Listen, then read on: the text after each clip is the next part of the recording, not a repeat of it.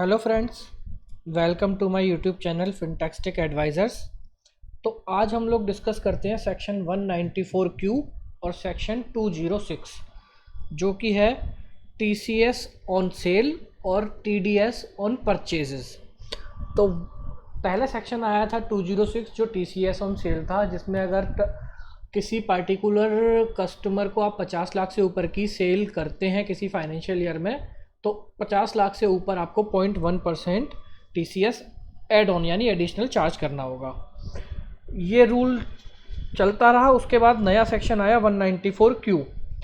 194Q आया 1 जुलाई 2021 को, जिस रूल में था कि अगर आप परचेजेस 50 लाख से ऊपर करते हैं किसी पार्टिकुलर वेंडर से तो आपको उसका टीडीएस काटना पड़ेगा।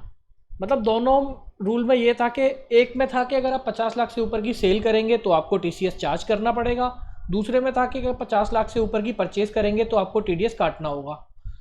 और इसमें कन्फ्यूजन तब क्रिएट हुई जब ये 5th पॉइंट का बी क्लॉज आया, जिसमें ये वर्ड मेंशन कर दिया other than a transaction to which subsection 1H of section 206 applies.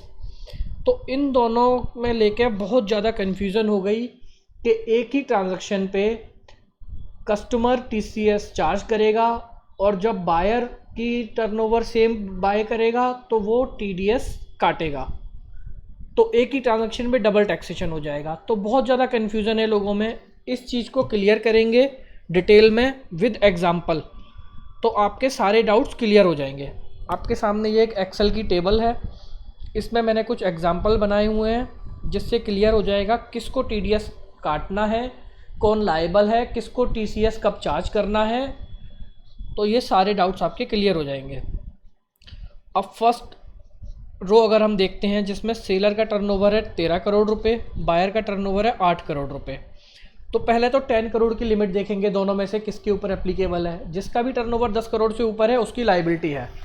तो फर्स्ट केस अगर हम देखें तो 10 करोड़ से ऊपर टर्नओवर है सेलर का, बायर तो 8 करोड़ में है। तो सेलर को इस केस में अगर इसकी एक पार्टिकुलर कस्टमर को सेल 60 लाख है किसी फाइनेंशियल ईयर में, तो 50 लाख की लिमिट तो एग्जेम्प्ट है, तो बैलेंस 10 लाख पे टीसीएस चार्ज करना पड़ेगा।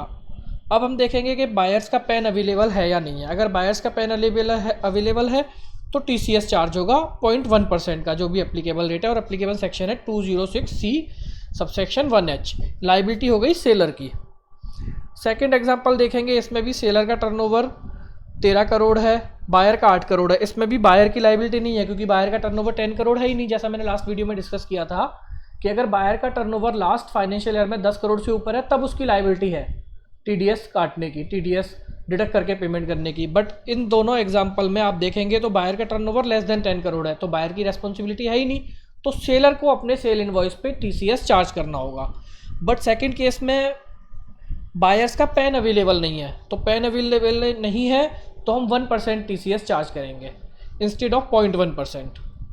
और अगर इसी एग्जांपल में मैं एक चीज़ और देखूँ, अगर बायर ने लास्ट 2 फाइनेंशियल ईयर की आईटीआर फाइल नहीं की है, उससे जो डिक्लेरेशन लेना है अगर उसने फाइल नहीं की है तो फिर 5% टीसीएस चार्ज होगा इंस्टेड ऑफ 0.1% और 1%।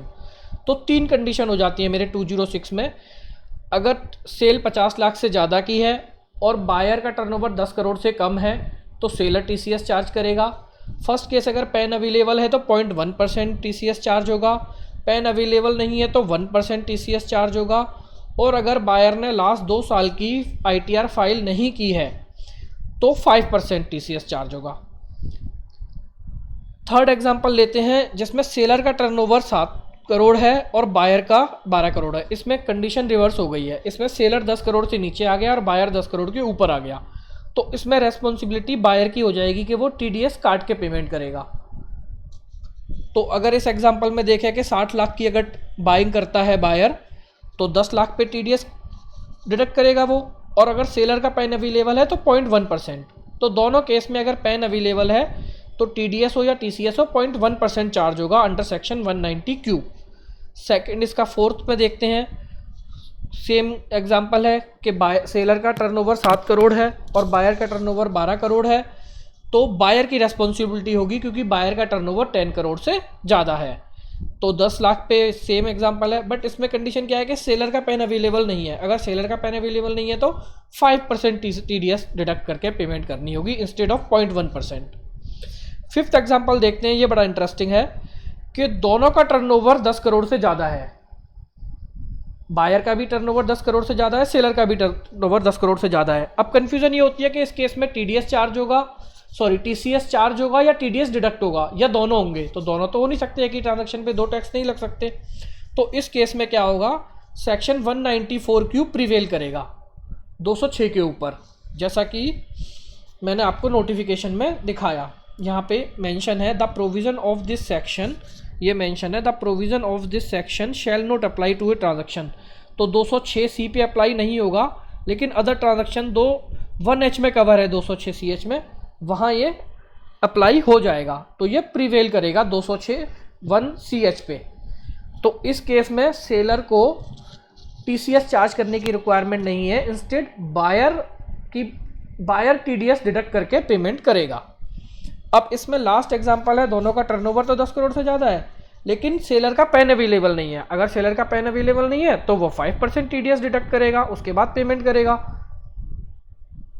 तो आई होप मैंने इस एग्जांपल के थ्रू सारे जितने भी पॉसिबल कंडीशंस हो सकती थी वो सारी मैंने कवर कर दी हैं। अब आपको कोई भी इसमें डाउट नहीं होना चाहिए कि किसकी लायबिलिटी है, कब किसको TDS काटना है, कब किसको TCS चार्ज करना है, क्या रेट ऑफ TDS और TCS का क्या रेट है, किस सेक्शन पे कब TDS कटेगा या कब TCS चार्ज होगा। तो सारे डाउट्स क्लियर हो गए हैं। स्टिल आप लोगों को कोई कन्फ्यूजन है तो प्लीज़ कमेंट कीजिए। वीडियो अच्छा लगे तो लाइक शेयर एंड सब्सक्राइब कीजिए। Thank you.